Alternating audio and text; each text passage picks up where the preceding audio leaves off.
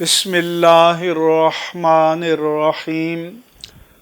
نحمده ونصلی ونسلم علی رسولہ الکریم سیدنا و مولانا محمد وعلی آلہ وصحبہ اجمعین۔ ناظرین کرام، پاکستان میں کرونا وائرس کی وبا کے پھیلاؤ کے حوالے سے وزیر اعظم پاکستان جناب عمران خان نے مختلف طبقات سے کہا ہے کہ وہ عوام میں اس حوالے سے آگہی پیدا کریں اور شعور پیدا کریں۔ اس حوالے سے انہوں نے ڈاکٹرز کا نام لیا، میڈیا کا نام لیا اور علماء کا بھی نام لیا۔ میں سمجھتا ہوں کہ یہ ہماری ملی اور قومی ذمہ داری ہے کہ ہم عوام میں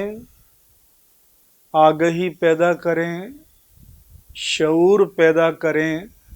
اور احساس ذمہ داری پیدا کریں، جس کو آج کل کی اصطلاح میں SOP کہا جاتا ہے، یعنی اسٹینڈرڈ آپریٹنگ پروسیجر، کسی کام کے کرنے کا معیاری طریق عمل۔ اس کو ہم عام فہم زبان میں احتیاطی تدابیر سے تعبیر کر سکتے ہیں، یعنی من حیث القوم اگر ہم سب ذمہ دار ہو جائیں، احساس ذمہ داری ہمارے اندر پیدا ہو جائے اور احتیاطی تدابیر اختیار کریں تو اس وائرس کے پھیلاؤ پر کافی حد تک قابو پایا جا سکتا ہے۔ چنانچہ جب ہم نے صدر پاکستان جناب ڈاکٹر عارف علوی صاحب اور وزیر اعظم پاکستان جناب عمران خان صاحب کے ساتھ مساجد کو کھلا رکھنے کے لیے جو معاہدہ کیا، وہ بھی ایک مفصل مرتب معاہدہ تھا جس میں ساری احتیاطی تدابیر کا احاطہ کیا گیا تھا،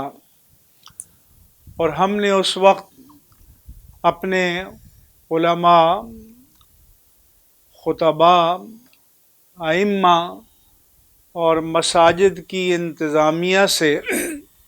بار بار اپیل کی کہ وہ اس SOP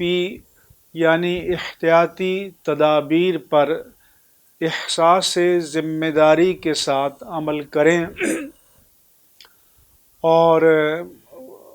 وزیر اعظم پاکستان نے اس بات کا اعتراف کیا کہ مساجد میں احساس ذمہ داری سے کام لیا گیا، اس لیے مساجد کھلی رہنے کے باوجود وہاں سے یہ وبا نہیں پھیلی۔ اس کا پھیلاؤ جو شروع ہوا ہے، یہ بڑے بڑے مال، مارکیٹیں، ٹرانسپورٹ اور عام زندگی کو کھلا رکھنے سے ہوا ہے۔ عزیزان گرامی، اب بھی ہم سے ہمارے علماء پوچھتے ہیں کہ جب پورا ملک کھل گیا ہے تو کیا اب بھی ہم مساجد میں احتیاطی تدابیر پر عمل کریں؟ تو ہم ان سے کہتے ہیں کہ ابھی خطرہ ٹلا نہیں ہے، اس لیے آپ بدستور احتیاطی تدابیر پر عمل کریں، کیونکہ یہ ہم سب کے مفاد میں ہے، تمام اہل پاکستان کے مفاد میں ہے۔ ان تدابیر میں یہ بھی کہا گیا تھا کہ لوگ گھروں سے جب نماز کے لیے مسجد کا رخ کریں تو وضو گھر پر کریں، سنتیں گھر پر پڑھ کر جائیں، اور فرض نماز سے فراغت کے بعد جو باقی سنتیں ہیں، نوافل ہیں، اذکار و تسبیحات ہیں، ترجیحی طور پر وہ بھی گھر پر جا کر پڑھیں، اور اس سے گھروں میں برکت بھی ہوتی ہے۔ ہم نے یہ نہیں کہا تھا کہ مساجد کے وضو خانے بالکل بند کر دیں، کیونکہ مجھے لاہور سے کئی لوگوں کے ٹیلی فون آئے کہ انتظامیہ نے یا امام صاحب نے وضو خانے بند کر دیے ہیں، ہم احتیاطاً گھر سے وضو کر کے چلتے ہیں، لیکن بعض اوقات دوبارہ وضو کی ضرورت پڑ جاتی ہے۔ تو میں نے ان سے کہا کہ وضو خانے بالکل بند نہیں ہونے چاہیے۔ وہ مساجد جو مارکیٹوں میں ہیں، ہوائی اڈے پر ہیں، بسوں کے اڈے پر ہیں، وہاں تو ظاہر ہے کہ چلتے پھرتے کام کاج اور ضرورت کے لیے آنے والے لوگ نماز پڑھنے آتے ہیں، ان کے گھر قریب نہیں ہوتے، تو ان کے لیے وضو کی سہولت ہونی چاہیے۔ اسی طرح اہل محلہ کو تو اب بھی کہیں گے کہ وہ گھروں سے وضو کر کے آئیں، لیکن ظاہر ہے کہ کوئی ریڑھی والا، ٹھیلے والا، ہاکر ہے، کوئی راہ چلتے موٹر سائیکل یا گاڑی کھڑی کر کے باجماعت نماز میں شامل ہونا چاہتا ہے، یا کچھ لوگ اپنے گھروں سے دور کسی اور محلے میں دکان کرتے ہیں، وہاں اٹیچ باتھ کی سہولت نہیں ہوتی، تو ان کے لیے وضو خانے کھلے رہنے چاہیے، اور ان کو بھی چاہیے کہ احتیاطی تدابیر پر عمل کریں۔ لیکن ایک بار پھر کہوں گا کہ وضو خانے کھلے رہنے کے باوجود اہل محلہ جب گھروں سے مسجد کی جانب نماز کے لیے چلیں تو اپنے گھروں سے وضو کر کے چلیں اور ان احتیاطی تدابیر پر عمل کریں۔ نہ ہجوم کی صورت میں مسجد میں داخل ہوں، نہ ہجوم کی صورت میں مسجد سے نکلیں، باقاعدہ لائن بنا کر داخل ہوں فاصلے سے، اور اسی طرح سے لائن بنا کر مسجد سے باہر نکلیں۔ اور ہر مسجد میں کچھ نوجوان نمازی ایسے ہونے چاہیے کہ جو رضاکارانہ طور پر نمازیوں کو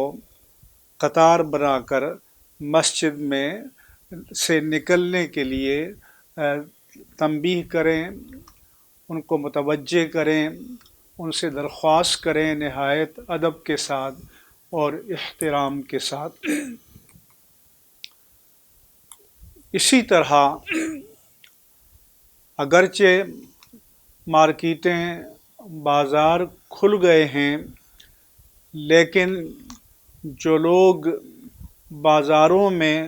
سودا سلف لینے کے لیے جاتے ہیں، ان سے گزارش ہے کہ بچوں کو ساتھ لے کر نہ جائیں۔ اور بڑے بوڑھوں کو بھی ضرورت کے بغیر وہاں جانا نہیں چاہیے۔ لہٰذا ماں باپ دونوں یا مائیں جب بازار میں سودا لینے جائیں تو بچوں کو ساتھ لے کر نہ جائیں، بلکہ میں تو یہ بھی کہوں گا کہ اگر رشتہ داروں کے ہاں ملنے جائیں تب بھی بچوں کو ساتھ لے کر نہ جائیں۔ جس طرح ہم نے مساجد کے لیے کہا تھا کہ جن کو بخار ہے یا نزلہ ہے یا زکام اور کھانسی ہے یا وہ عارضہ قلب یا دیگر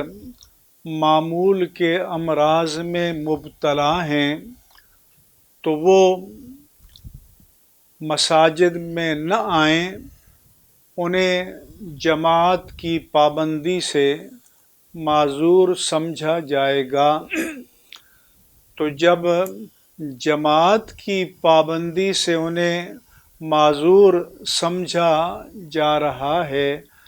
تو وہ پھر بازاروں میں، مارکیٹوں میں اور سودا لینے بھی نہ جائیں، احتیاط کریں اور اپنے گھروں پر رہیں، تاکہ ایک تو یہ کہ دوسروں سے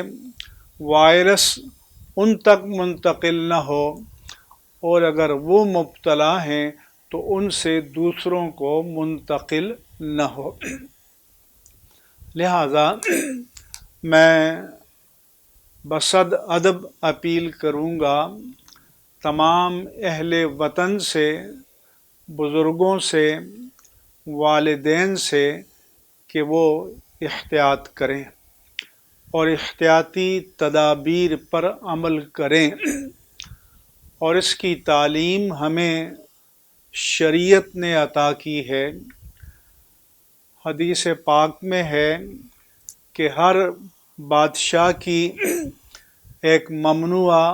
چراگاہ ہوتی ہے، تو جو کوئی اس ممنوعہ چراگاہ کے ارد گرد اپنے مویشیوں کو چرائے گا تو خدشہ ہے کہ کسی وقت اس کے مویشی چراگاہ میں داخل ہو جائیں گے اور فصل کو اجاڑ دیں گے۔ لہذا انہیں ممنوعہ حدود سے دور رہنا چاہیے، اسی کا نام احتیاطی تدابیر ہے۔ چنانچہ رسول اللہ صلی اللہ علیہ وآلہ وسلم نے فرمایا کہ اللہ کی ممنوعہ حدود اس کے محرمات ہیں، تو محرمات سے بھی بچنا چاہیے اور مشتبہات سے بھی بچنا چاہیے۔ آپ نے فرمایا الحلال بین والحرام بین، حلال امور بھی واضح ہیں، حرام امور بھی واضح ہیں، ان دونوں کے درمیان مشتبہ ڈاؤٹ فل امور ہیں کہ جن کے حکم میں کوئی ابہام ہے، ان سے بھی بچنا مسلمان کی ذمہ داری ہے۔ لہذا کرونا وائرس کے اعتبار سے بھی احتیاطی تدابیر پر عمل کرنا یہ ہماری دینی تعلیمات کا تقاضا ہے۔ یہاں میں حکومت سے یہ بھی کہنا چاہوں گا کہ حکومت نے تعلیمی ادارے تو بند کر دیے، اور حکومت نے بغیر امتحان کے اگلے درجے میں پروموشن کا بھی فیصلہ کر لیا، لیکن اکثر اسکولوں نے امتحانات کی فیس بھی چارج کی، لیکن اگلے درجے کا سلیبس آج کی تاریخ تک فراہم نہیں کیا۔ اگر انہوں نے اگلے درجے کا سلیبس بچوں کو اور ان کے والدین کو فراہم کیا ہوتا تو ان بچوں کے لیے گھر میں کچھ نہ کچھ مصروفیت کا اہتمام ہوتا، انتظام ہوتا، اور कई महीने इसमें ज़ाया कर दिए गए हैं। हुकूमत ने तो कहा था कि फ़ीस न लें, लेट फ़ीस न लें, फ़ीस भी ली, लेट फ़ीस भी ली, इम्तिहानी फ़ीस भी चार्ज की। हुकूमत ने कहा था कि जो इलेक्ट्रिक सप्लाई करने वाले इदारे हैं वो इन 2-3 महीनों के बिलों को मौखर कर दें, लेकिन हमारे पास तो पूरे बिल आए और साथ लेट सरचार्ज लग कर आया कि अगर आप ऑन टाइम नहीं जमा करेंगे तो लेट सरचार्ज भी लग जाएगा। तो जब हुकूमतें ज़मीनी मालूमात न रखें, ज़मीनी हक़ाइक़ का इदराक न करें और सिर्फ़ तख्त इक़्तिदार पर बैठकर हवाई अहकामात जारी करें तो बरसरे ज़मीन उनके अहकामात की बेतौक़ीरी के सिवा कुछ हासिल नहीं होता। तो इसलिए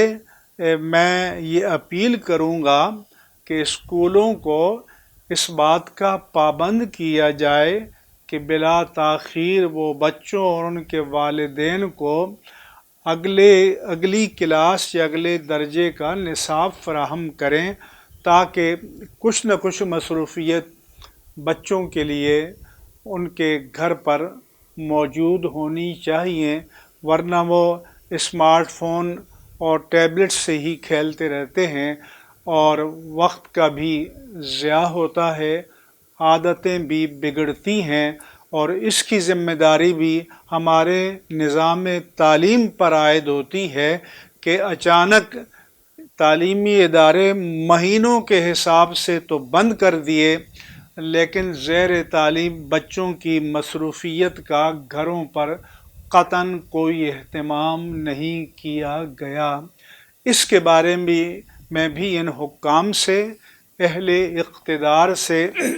पूछा जाएगा कि आपका सिर्फ़ इतना काम नहीं है कि नोटिफिकेशन जारी कर दिया कि तमाम तालीमी इदारे 15 जुलाई तक बंद हो गए, 31 अगस्त तक बंद हो गए। तो सवाल ये है कि इस नस्ल के इतने महीनों का जो वक्त आपने ज़ाया किया है, इसकी जवाबदेही किस पर आयद होगी। इसके साथ साथ मैं ये भी कहना चाहूँगा कि जो इंग्लिश मीडियम इदारे हैं, beacon house, city school, generation school, roots और मुख्तलिफ़ ऑक्सफोर्ड टाइप के, अमेरिकन टाइप के ग्रामर स्कूल, उनको तो बाकायदा फ़ीसें भी मिल रही हैं, लेकिन आम गली मोहल्ले में जो 500 या उससे कम फ़ीस लेने वाले स्कूल हैं उनको न फ़ीसें मिल रही हैं और उनके जो बच्चे तालीम पा रहे हैं और जो उनका तदरीसी अमला था उनको तनख्वाहें भी नहीं मिल रही। इसलिए मैं अपील करूँगा कि ऐसे स्कूल जिनकी फ़ीसें बहुत मामूली हैं, बहुत कम हैं और वो किराए की इमारतों पर में हैं और उनके मालिकान जो हैं वो इतनी माली इस्तेदाद नहीं रखते और उनके असातिज़ा की तनख्वाहें भी बहुत कम हैं, तो हुकूमत उन असातिज़ा की तनख्वाहों की अदायगी अपने ज़िम्मे ले। जिस तरह वज़ीर-ए-आज़म पाकिस्तान ने और बेरोज़गार तबक़ात को कुछ अलाउंस दिया है 12,000 रुपये की सूरत में एहसास प्रोग्राम के तहत, इस तरह से बिल्कुल जो लोएस्ट लेवल के स्कूल हैं उनकी के मुअल्लिमीन और उनकी मुअल्लिमात जो हैं उनकी तनख्वाहों का भी इंतज़ाम होना चाहिए। नीज़ मैं ये कहूँगा कि जिस तरह से हमने मसाजिद एक बाकायदा फार्मूले के तहत खोली और फिर हमने उसकी पाबंदी का एहतमाम किया, हमारे दीनी मदारिस के जो तलबा हैं वो हुकूमत के ऐलान के एहतराम में अब तक बेकार अपने घरों में बैठे हुए हैं और اسکولوں کے تو ویسے ہی یہ جون جولائی اگست چھٹیوں کے مہینے ہوتے ہیں، جبکہ دینی مدارس میں یہ بھرپور تعلیم کے مہینے ہوتے ہیں۔ تو حکومت کو، اور میں وزیر اعظم پاکستان سے کہوں گا اور صدر پاکستان سے کہوں گا کہ ہمارے ساتھ اجلاس منعقد کریں، اور مدارس کے لیے بھی ایک احتیاطی تدابیر کا، یہ SOP کا ایک فارمولہ وضع کریں۔ انشاءاللہ تعالی ہم حتی الامکان اس کی پابندی کر کے مدارس کو کھولیں گے، مدارس کی صفائی کا اہتمام کریں گے، سینیٹائزر کا اہتمام کریں گے، جراثیم کش دواؤں سے مدارس کے جو کمرے ہیں، درس گاہیں ہیں، رہائش گاہیں ہیں، ان کی باقاعدہ صفائی کا اہتمام کریں گے، تو حفظ قرآن کریم اور دینی تعلیم کو مستقل بند کرنے سے گریز کرنا چاہیے، اس کی برکات سے معاشرے کو محروم نہیں کرنا چاہیے، اور ہم آپ کے ساتھ مل کر قابل عمل طریقہ کار وضع کرنے کے لیے تیار ہیں۔ لہذا آپ ہمیں موقع دیں، ہمارے ساتھ ایک نشست منعقد کریں تاکہ اس کے لیے طریقہ کار وضع ہو سکے۔ میری دعا ہے اللہ تبارک و تعالی اپنے فضل و کرم سے، اپنی شان رحیمی اور کریمی کے صدقے میں، اور اپنے حبیب مکرم صلی اللہ علیہ وآلہ وسلم کے طفیل ہم سب کو، ہمارے پورے اہل پاکستان اور وطن عزیز کو اس کرونا وائرس کی وبا سے ہمیشہ ہمیشہ کے لیے نجات عطا فرمائے، پوری امت مسلمہ کو نجات عطا فرمائے، اور اللہ تعالیٰ پورے عالم انسانیت کو، کیونکہ ساری مخلوق اللہ کا کنبہ ہے، ازرو حدیث، اللہ تعالیٰ اس آفت سے، اس بلا سے، اس وبا سے اپنی عافیت، سلامتی اور حفظ و امان عطا فرمائے۔ آمین یا رب العالمین بجاہ سید المرسلین، وآخر دعوانا ان الحمد للہ رب العالمین۔